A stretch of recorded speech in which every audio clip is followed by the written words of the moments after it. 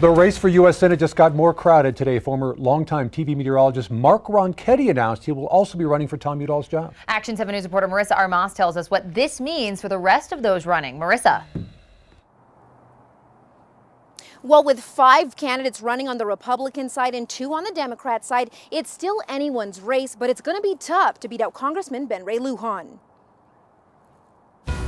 The fact that the Republicans have so many people running means they want to give it a shot. They're not taking it for granted. A handful of Republicans and 2 Democrats throwing their hats into the race for Tom Udall's U.S. Senate seat.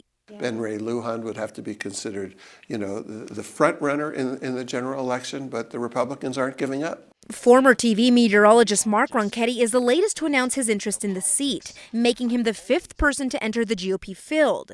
The others running include businessman Luis Sanchez, anti-abortion advocate Elisa Martinez, former professor Gavin Clarkson, and contractor Mick Rich.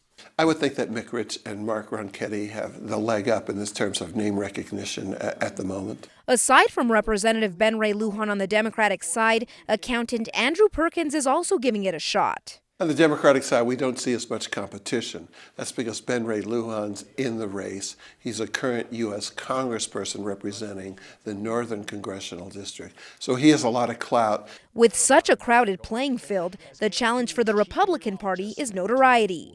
The primaries are in June, so they're not that far away. So the Republicans particularly are going to have to focus very hard and very fast on getting known.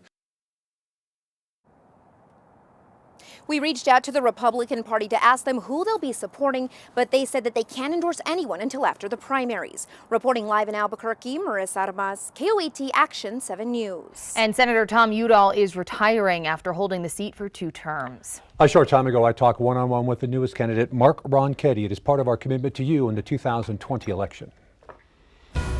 Okay, Mark, thank you so much for being here. Obviously, New Mexico knows you. Why are you entering a U.S. Senate race? I think, Doug, we got to a certain point in our family where we decided that we could do one of 2 things. You could either be satisfied with it, this state has given us so much, and say that's good enough, or you could try to give back. And you could say, what can I do to try to improve things? And you see it every night.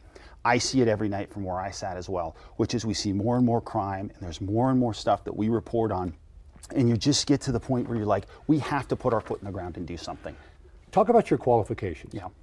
Well, I think when you look at this job and what it is, it's a communications job. I mean, it really is. In so many ways, it is taking information, which I've always done, and sometimes very complex information, breaking it down into something that makes sense for people, and then get a pathway. In some cases, it was a forecast, and now it's legislation to get people to a better spot. I think that's exactly what the job is, and I think that's what a good senator can do, too. We got a statement today from the Republican Party of New Mexico. They say they don't endorse candidates ahead of a primary. Sure. Did you expect support from them beforehand? No, I wouldn't expect support in any way from the Republican Party in the respect of them endorsing somebody, nor should they. I mean, we have 5 people in this primary.